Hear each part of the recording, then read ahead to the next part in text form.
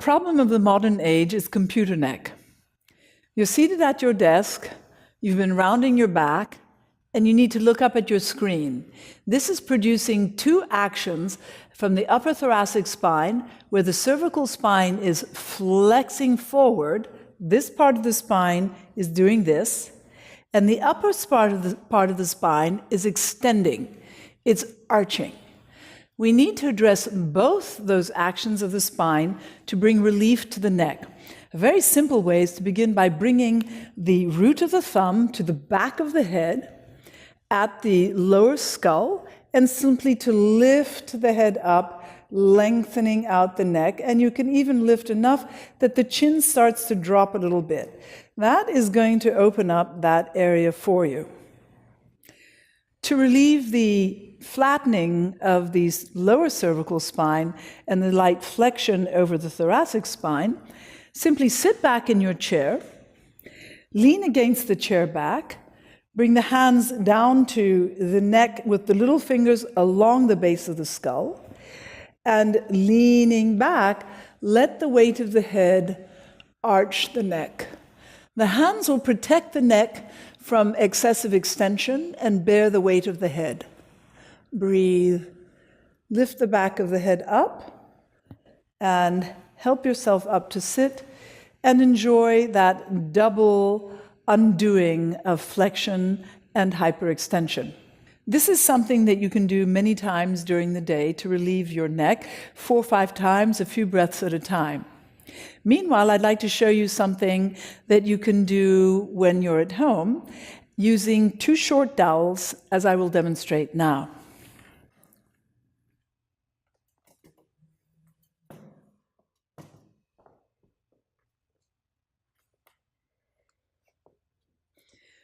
I have 2 short dowels, and I simply bought these little dowels and put on these little chair caps on the ends of the dowels. And this is what you're going to have pressing into your suboccipital area. All you have to do is put them side by side, like that, running parallel and a little bit separate. And to make it a little more comfortable, take a washcloth and put it over the end of those 2 little round shapes. You're going to bring yourself in front. These will be more or less in your lumbar and you won't really feel them. And bring yourself back down on the dowels. You'll have to work around this a little bit to figure out the optimum place, because you want the ends of the dowels to be against your skull. So I'm going to move that way a little bit until I can really feel that the dowels almost are going to pick my head up as I traction myself this way, and that's exactly what you want. You want to rest your head right on the end of those dowels and let yourself relax there as they gently release those tightened muscles. And that's all you do. I dislike saying this, but you do want to find a place where they're really moving into the muscles. It may feel a little challenging in the first moments, but the pressure of the ends of the dowels will start to release your suboccipital muscles.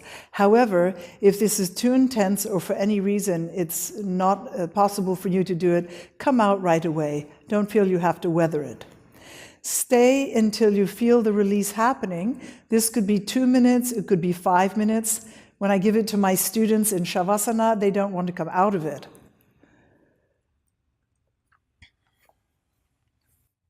This is a truly wonderful way to release the suboccipital muscles.